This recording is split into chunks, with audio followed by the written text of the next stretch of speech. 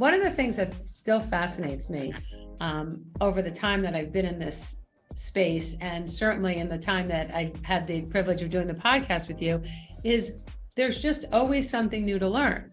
There's always a new conversation. There's always a new solution. There are always efforts that are being undertaken. And I wish I had a magic ball so that I could put the right hand and the left hand, all the pieces together so that all the elements of the ecosystem could work in concert. Absolutely. Well, we're going to be speaking with Kate Roberts, and she had a really unique approach to the way she's building her platform, which involves partnerships, whether it's partnerships with celebrity, partnerships with industry, partnerships with charities. And I found that to be incredibly interesting.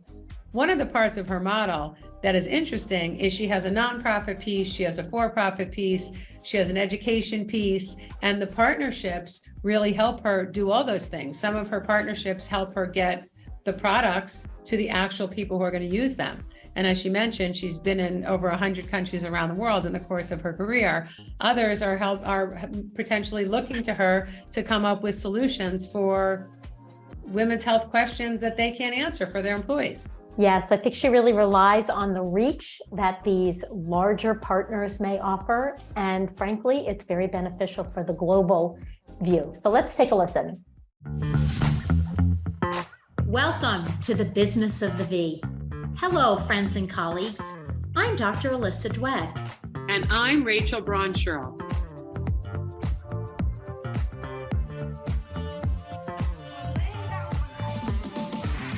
Each week, we bring you the most fascinating investors, inventors, entrepreneurs, academics, and healthcare practitioners who are making things happen in women's sexual and reproductive health.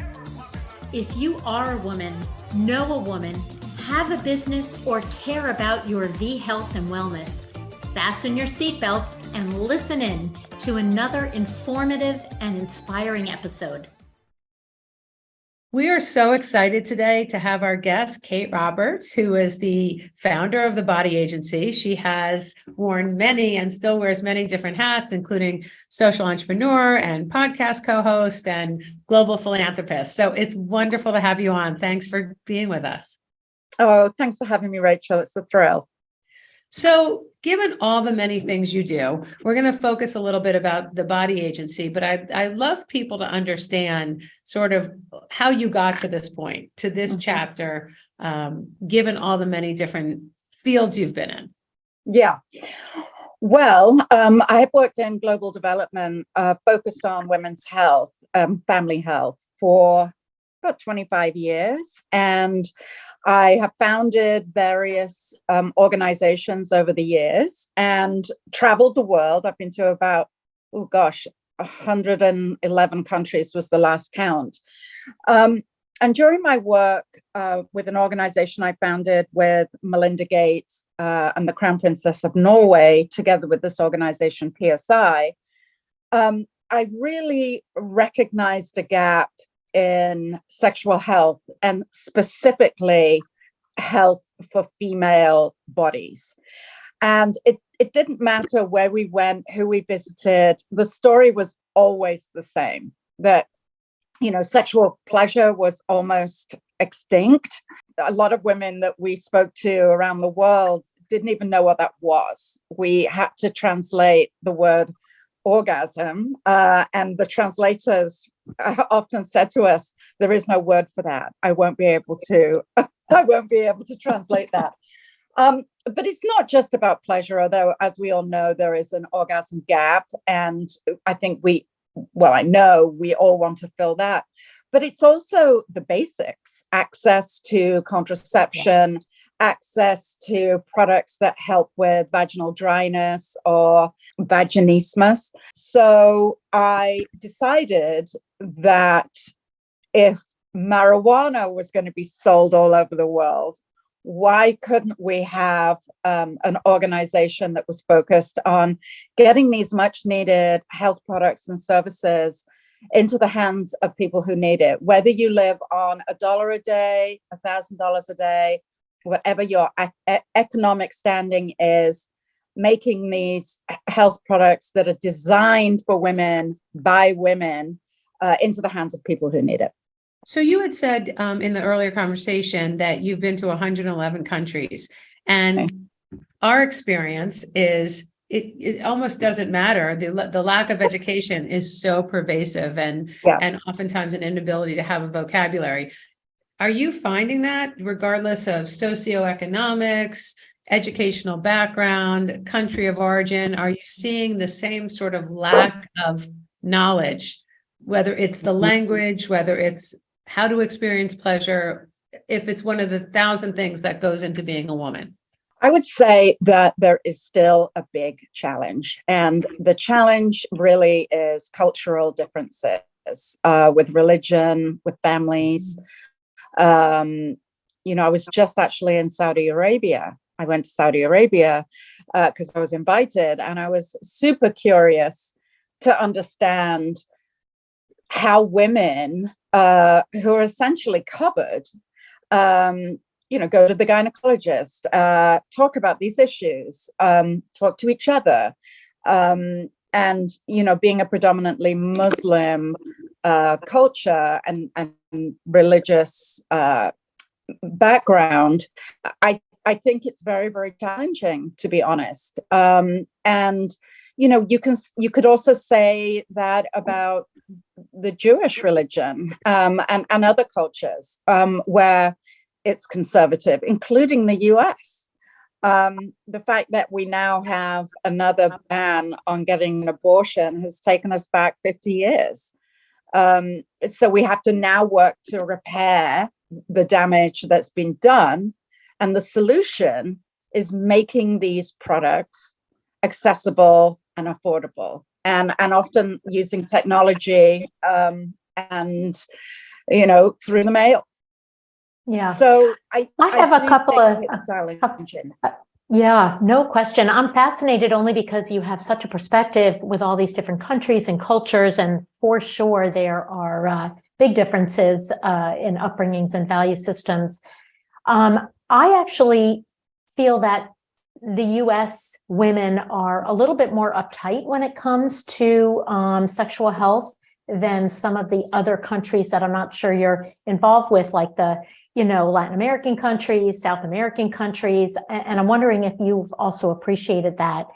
I think that some countries are more open than others. And, as Rachel knows, we made a vulva puppet, and these are made by ladies in Southeast Asia who are actually disabled. And we made them because, first of all, they really didn't exist. Nobody really talks us the way around our vulva or vagina. And we felt like it was a really good educational tool.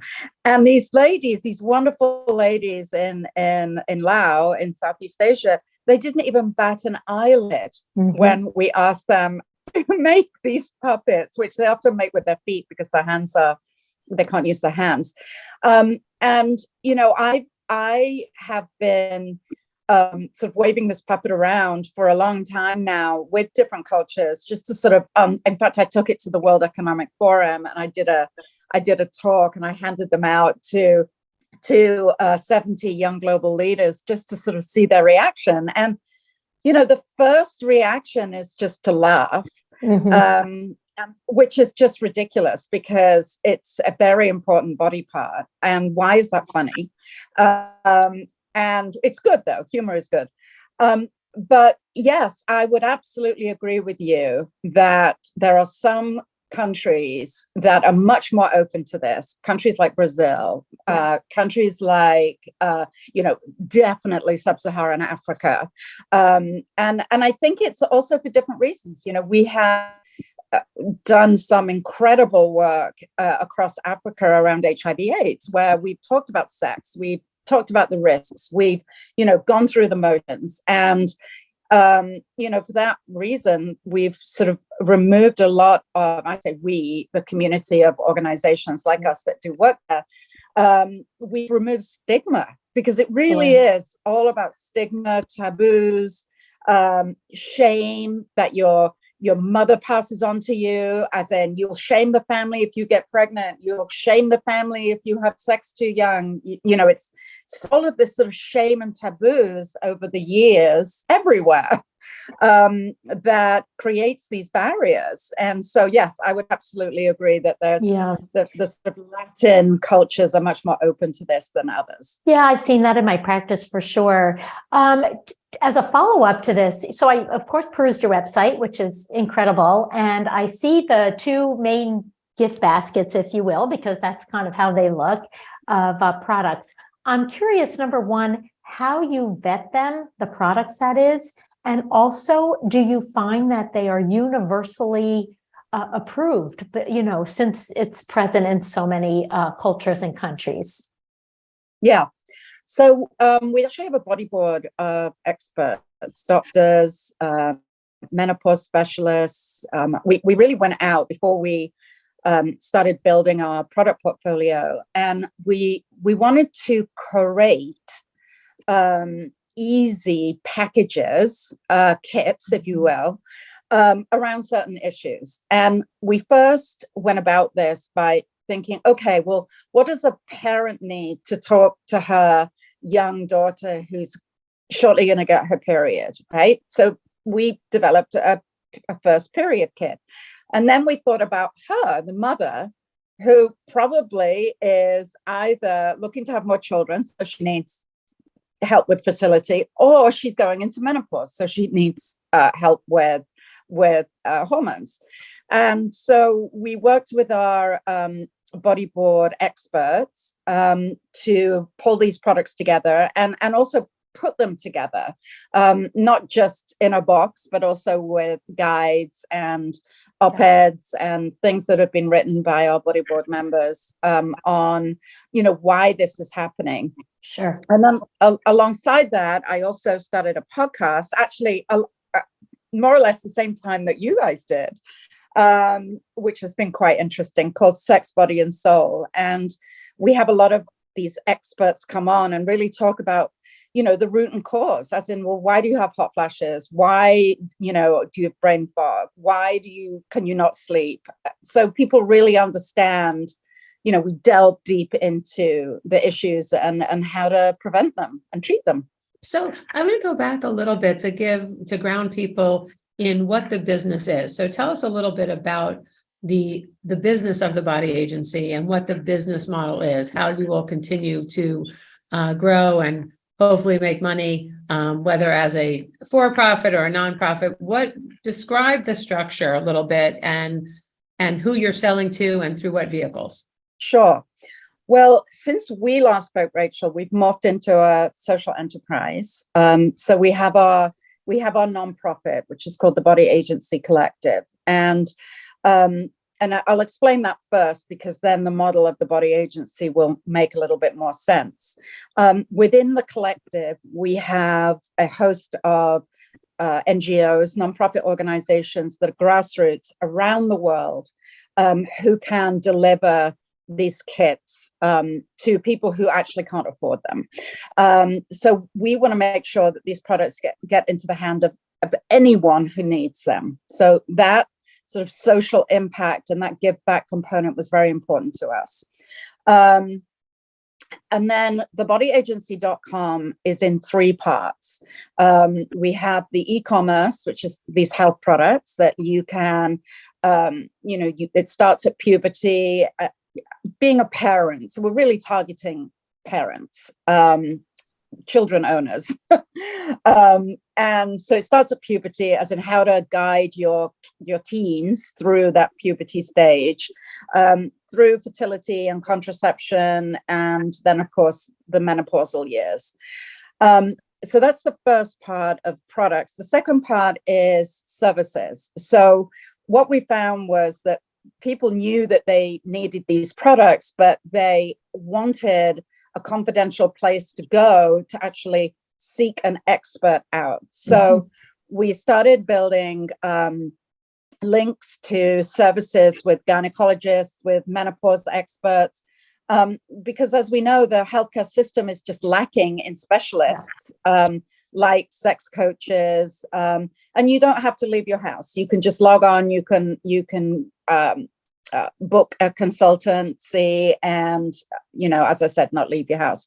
And then the third part is knowledge and learning and education, where we now have very big partnerships with communications organizations, media organizations that really help us to disperse this information. We tap into our body board members, again, all qualified doctors in their space, and they are constantly churning out, up to date and scientific based information. I noticed your amazing community, the Inspire community. Yeah. Is this the education arm, or is that something separate? Because it really looked like a lot of the questions that were being posed were, really relevant and being answered, like you said, by experts. And I'm sure people feel quite comfortable with that. Yeah, we do. We have an official partnership with Inspire. We are their women's health and sexual wellness partner. And, they have millions of subscribers, and they didn't have a sexual wellness space to go. And they had all these questions coming in. And just to sort of educate your listeners, Inspire is, it's like WebMD meets Facebook, and it's a private community that you can talk to one another, you can talk to experts, and you can get the information that you need to know. And to get back to Rachel's question with the business model, like any startup, we really built the body agency. We built the car whilst it was running, really, when, just trying to understand what the need was and in the way that people wanted to get help and the way that people wanted to get information. We built it in that way.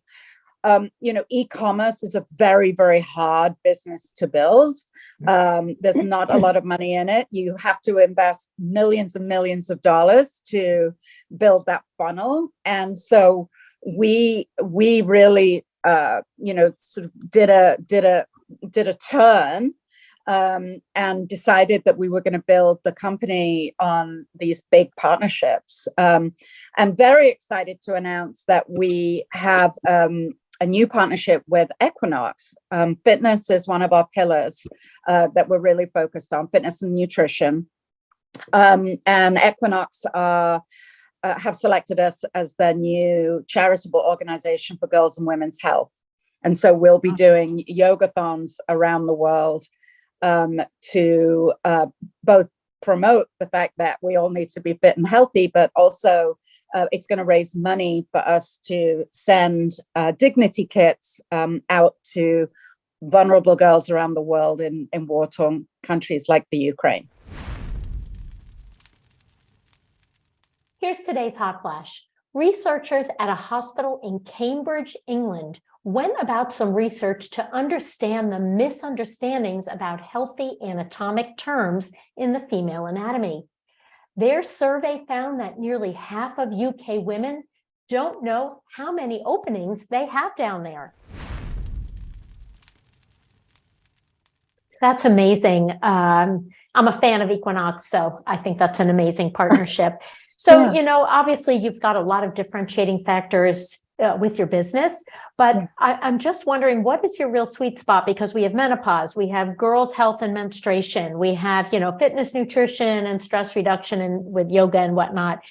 And there are so many other platforms that are either telehealth related or menopause related, or even for, tweens and teens.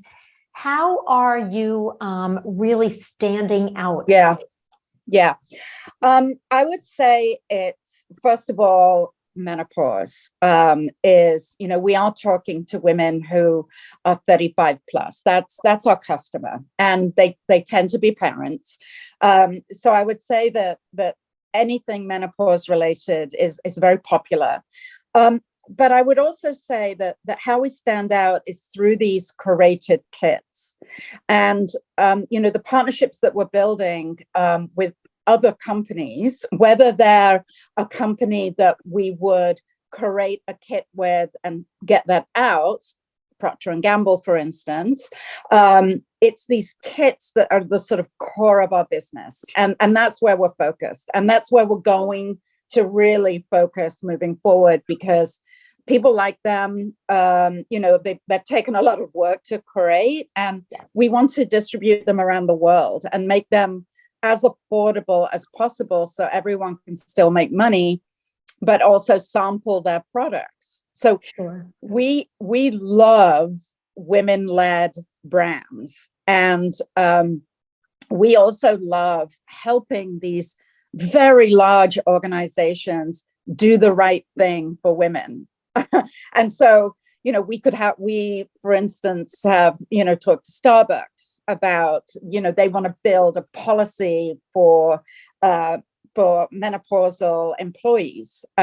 So we really, I call myself a social entrepreneur because we really go where the need is, and we go where the volume is, and then we really try to change behavior in these large corporates and startups of great products for women. Oh, I just have to laugh at the Starbucks. Again, I'm a huge fan of Starbucks, but that is a perfect population because, of course, you drink one of their huge caffeinated beverages and you start hot flashing all over the place. So your products will be quite helpful. So along those lines, I know there's a couple steps between the creation and the curation of a kit until it gets into the hands of the ultimate user. So I'm interested in hearing and this is hard work, we know, building in the space, doing it globally, talking about women's health, all the things that you're doing. You're sort of at the heart of the storm of being a fish swimming upstream. What have been some of the testimonials or feedback that you've gotten either from the distribution partners like PSI, the companies where you're helping to educate them, or are you able to hear from a young woman who got a dignity kit and had a huge impact on her life?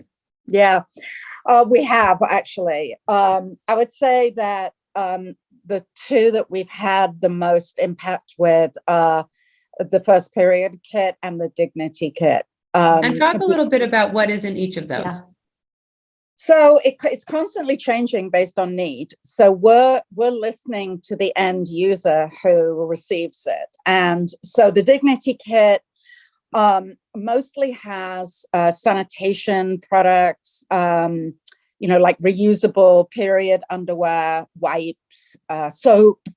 We even put chocolate in there because they're going to families who've lost their homes in the Ukraine, right? And they've walked from the Ukraine to Poland, to Warsaw, to go into a refugee camp. They have nothing. It has a tote bag. So they have a bag that's reusable, and we're going to be putting in things like yoga bands, like stretch bands, so they can have some exercise. So it's things like that that go in the dignity kits, and they're building we're building them all the time with more stuff that comes in that large corporates donate, even like scrunchies for your hair, just things like that we just take completely for granted. And so when you're doing things like that, I know from the business perspective, lots of people have started out curating other people's products, and then the margins get squeezed quite a bit, and then they do their own. Are you effectively able to do a combination? And when you're using someone else's brand, does the nonprofit piece help you with negotiating? Yes, definitely. And that's why we moved the model to more of a social enterprise model, because we can actually save a lot of money by getting donated products, and also cut the price down significantly.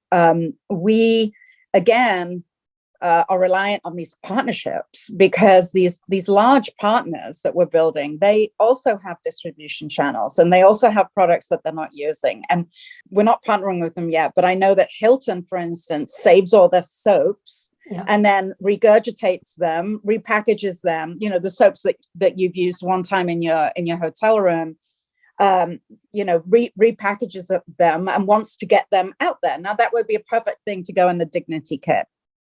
And then your other question was, well, what's in the period kit? The first period kit is meant and designed for parents anywhere in the world to talk to their vagina owner children about getting their period and being hygienic. And so there's everything that you can imagine. There's a cup, there's tampons, there's pads, there's reusable period underwear. We also put a vulva puppet in there, so a parent can teach their child, how to put a tampon in, where your clitoris is for a later conversation when they get a little older. So we're getting great feedback. One thing that the mothers are saying is, my child won't use all of this at once, but it's good that she has it, because she might want to use the cup on sports days. And so we're getting really good feedback. And actually the kits are doing really well in Africa as well. Amazing. So, I'm sure your clientele has lots of questions, and you have all these amazing experts on board with your program. Is there a connection between, providing some sort of health advice, or is it not really working that way? Because I'm imagining that people have medical issues that might need to be attended to. Yeah. We are not a medical-based organization. Our body board members are extremely active. We actually have just formed a really great partnership with a very, very large media company that owns, a ton of magazines that you would know that are designed for parents and women, and it's very exciting. The body board members will be contributing to those publications with health advice, with frequently asked questions, and with op-eds on certain subjects. We'll also be doing events that these body board members will come to, as well as our celebrity ambassadors and so on. The body board was a really, really good idea, because it also keeps us very honest. Oh, sure. Because we're not, I'm not a qualified doctor. I've just worked in women's health for 25 years. So we really don't put anything out there unless it's had the stamp of approval. And again, it's based on need. It's what we're hearing from our customers and our supporters. And again, scaling with these partners rather than, raising more money to put in the company to scale in that way. Very early on, I decided I wasn't going to do that. And we were going to scale organically as much as we can through our partners. How does the podcast fit into all of this? It looks like you've got lots of episodes, lots of really amazing guests that obviously complement your board and your mission. So the podcast, I actually produce it myself. So I'm not a co-host, I'm just a host. You're a jack of all trades. Well, you know what? I don't know about you guys, but I absolutely love it. I love it. I feel that it's so important to get these heroes and heroines, on the show to talk about the work they do. And, I seem to find these guests who, just speak so openly about themselves and the issues that it just gives me so much joy, and the feedback that we get. And I mix it up with a few, celebrities here and there. And I just did one on, the reality of reality television, and how women, how they survive being on a reality show. And it's fun. It's fun. I don't do anything that doesn't bring me joy. I like that adage. Do you have a favorite episode? Put you on the spot. Oh gosh, so many, but it has to be the one with Ashley Judd. She's a old friend of mine. We've traveled the world together. The show's all about those travels and what we got up to. visiting brothels and hospitals and villages and sitting with all the remarkable women that we've met along the way. And so, as usual, Ashley is just an incredible speaker and ambassador. And so, but yeah, that probably would be my favorite, but there's a lot in the pipeline that are coming up that will maybe be my new favorite. So be sure to watch Sex, Body and Soul, or listen. You can do watch or listen to Sex, Body and Soul, and have an opportunity to get educated. I'm sure you hear the same thing with your show, that people write in and say, I just never knew. I just did not realize that. So yeah, we're now listened to in 32 countries. Amazing. Wow. That's Yeah. exciting. It's we're finding it's interesting because we both do a lot of things, and this is a whole different business. And really, I think what keeps us so encouraged is the conversations with guests and the responses that we get, and the people who are interested. They send in suggestions of who they'd like to hear, and people really? Reaching into us. We're getting inbound inquiries for being on the show. But I want to ask you again, because you have such a broad platform, and because I've had the opportunity to work with you in the past, there's so much you could want to tell the world. There's so much you are telling the world. For people who are listening, who are entrepreneurs, who are frustrated about the state of women's health on a global basis, and there's so many different dimensions to be concerned about. If you have one piece of sort of galvanizing, motivating advice for people who say, I want to do this, but I don't even know where to start, what would that be? Yeah. Oh my gosh. Before I answer that question, I do have to say thank you to you, Rachel, because in the very beginning, when I was starting the podcast, you advised me, I said, oh my God, how am I, who's going to listen to little old me? Maybe I should pair up with, one of our celebrities. And you said, Kate, don't do that. You do that podcast all on your own. Mark my words, just you do that. And your words have rung in my head all along. So thank you for that piece of advice. I really appreciate you. Okay, so what I would say to entrepreneurs looking to start their own thing is a couple of things. The first would be, don't reinvent the wheel. Figure out what's out there and fill a gap. And it's hard to do, right? Because you get seduced to with this and that. And, you see my platform, it's got a lot of things. We're chopping, we are going to chop and focus. And so I would say, don't reinvent the wheel. Form really good partnerships from the get-go. So you're not out there alone. And you're the partnership queen, Rachel. You know this better than anybody.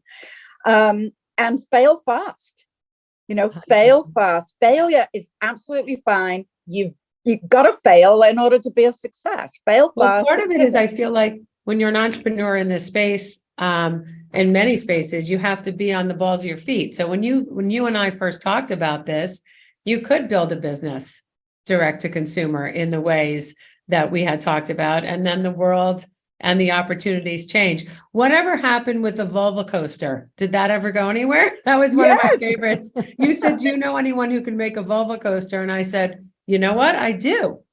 Yeah. Oh, yeah, we have a vulva coaster and I love it. It's mine. I went down there and sketched my own. The vulva coaster is actually doing well. We put it in the first period kit because, again, it's all about really education. I mean, listen, it's gimmicky. It's a stocking stuffer. It's fun. We do some cool social media around it. I don't think it's ever going to raise $1 million, but it's a fun thing to have. And the ethos of everything we're doing is let's get rid of this stigma and discrimination. I mean, it's ridiculous. If there's one thing that I'm thrilled about is that people are actually going to know the difference between a vulva and a vagina, because they get misunderstood all the time. So that puppet is not mistakable. Well, yeah, I mean, as Rachel's saying, we have a vulva coaster. I don't have it here, but it's, it's a diagram. It's like, here's where you pee from. This is where babies come out. This is your clitoris. And, it's a diagram that's just no nonsense. And again, we're half of the world. Vagina owners are half of the world. So we need to take them seriously. They produce life. What's there to be embarrassed about? Couldn't agree with you more. And on that note, I think we will wrap up. But it's been an absolute pleasure to speak to you. We are watching with really bright eyes to see what's next to come down the pike for you. Thank you so much. And please come to my art show, February 8th in New York City, and maybe do a yoga class, a benefit yoga class with us. I'll send you all the information. Fantastic. Sounds terrific. Thanks so much. Great to see you. Have a great day. You too. Bye. Bye. Bye-bye. Don't forget, subscribe to our podcast at businessofthev.com for the latest trends and trendsetters in women's health and business.